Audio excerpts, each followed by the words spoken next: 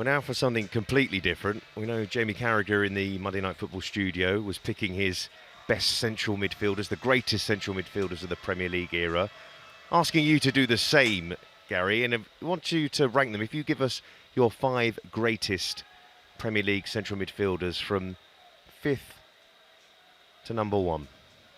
Starting with your 5th best. Well, there's a couple of things to start with. The list that I got sent through had the likes of David Silva on there and Kevin De Bruyne, and I would put, particularly Kevin De Bruyne, David Silva was wonderful. I'd put Kevin De Bruyne up there in some of the greatest Premier League players I've ever seen, but I wouldn't have him as a central midfield player. So I'm going to think more traditionally about players that I've seen as central midfield players that I believe have had the biggest impact and influence on the Premier League, who've played that position with dominance and with sort of skill and technical ability.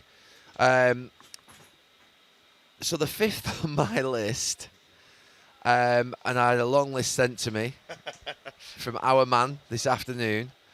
In terms of influence and impact, the 5th player that I'm going to choose is Rodri.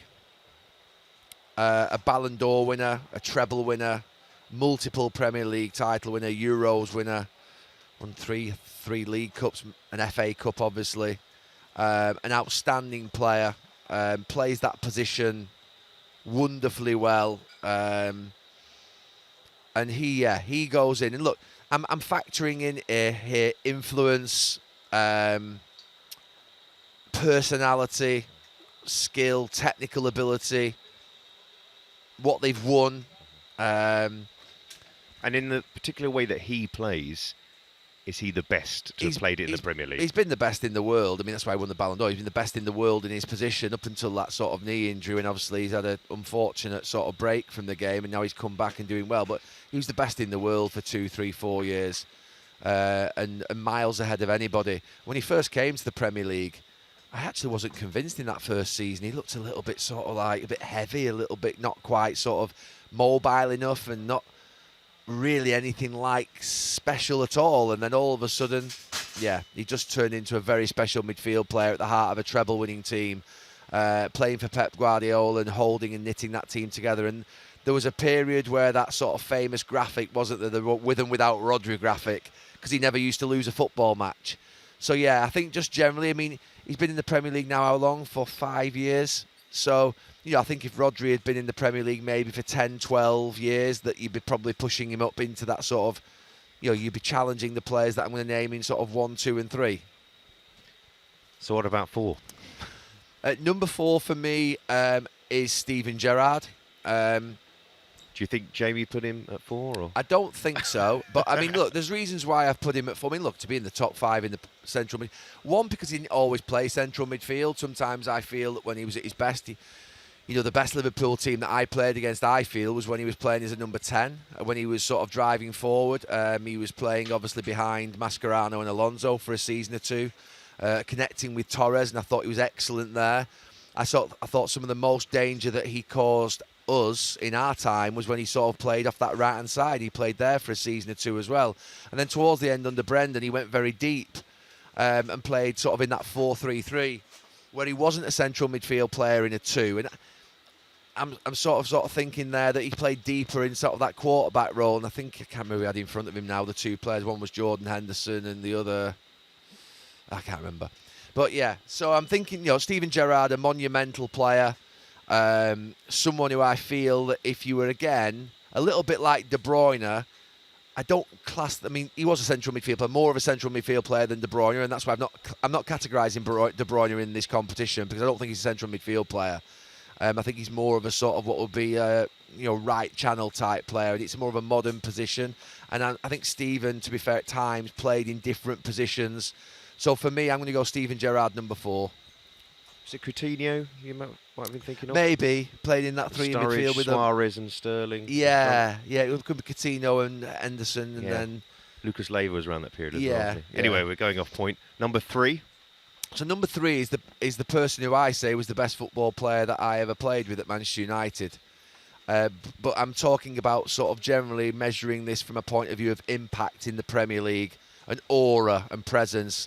So this player was the most beautiful football player, controlled every single game for us, and was the best player individually that I ever played with. But he also had periods in his career where he played off the front in a sort of 3, or he played as a number 10, and that's Paul Scholes. He was an incredible player, 11-time Premier League winner, 2 times Champions League winner, special player, someone who I think when he finally went back into central midfield and played there for 6, 7, 8 years at the end of his career was so special. And the reason I've dropped him down in this list behind sort of the 2 I'm going to name next is because he didn't play there all his career. He sort of played there for most of the back end of his career, and then he's formed a brilliant player. And he was just so special.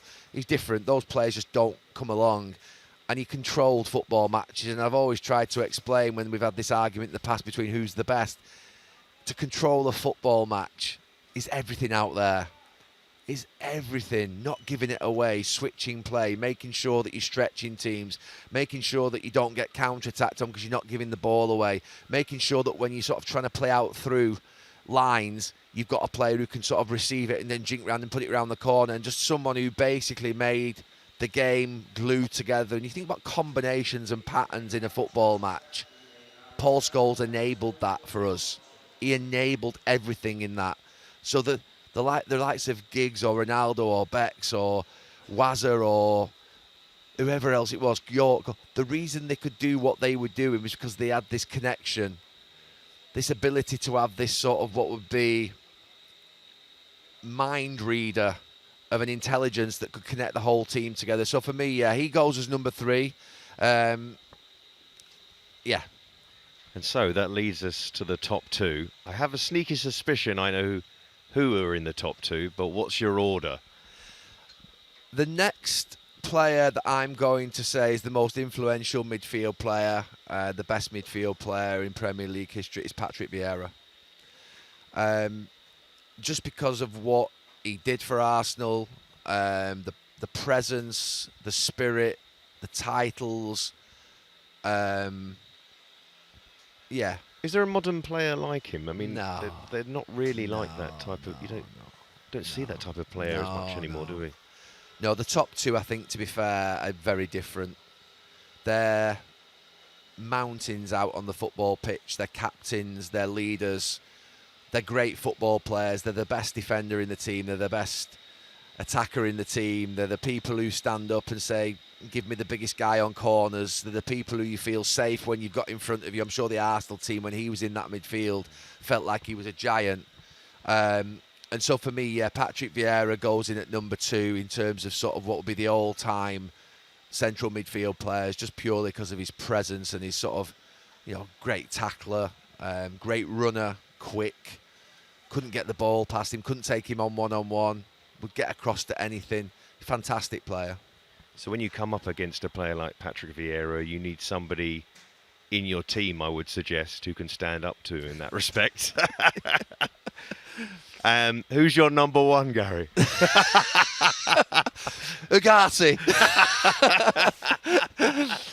No, the number 1 is Roy Keane. I don't think there's ever been a more influential football player in the Premier League, full stop. In fact, I'm absolutely convinced there's not. I've never seen anybody drive a team forward with the standards that he had. An incredible attacking player. I've said it again, similar traits to Vieira, but I think a level up when it comes to sort of, he was a goal scorer. He's a good header of the ball in both boxes. He's a good tackler. He's a great runner and quick. Absolutely lightning quick, but with power.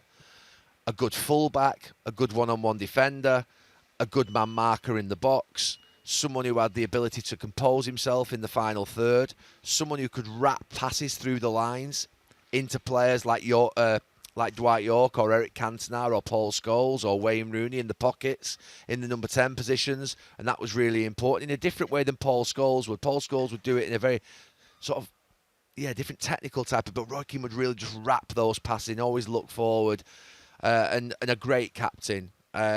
So for me, he's the number 1 Premier League midfield player. And to be fair, I think if Jamie Carragher is selecting the number 1 central midfield player in Premier League history, you can't choose anybody else but Roy Keane, really, and I don't think many would.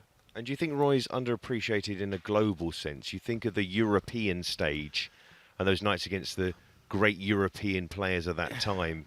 Because the longevity, you've spoken about that in regards to Rodri. I mean, Roy did it for a far longer period of time, and you think of Forest as well.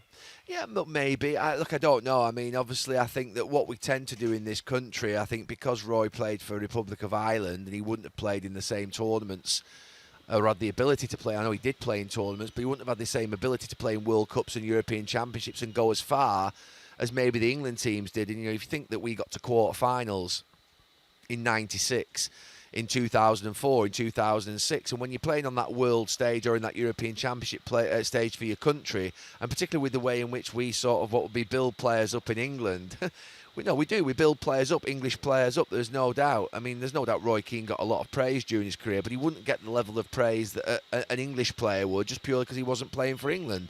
So I think that for me, maybe, they say that, don't they, about players like George Best. Never played in a big tournament.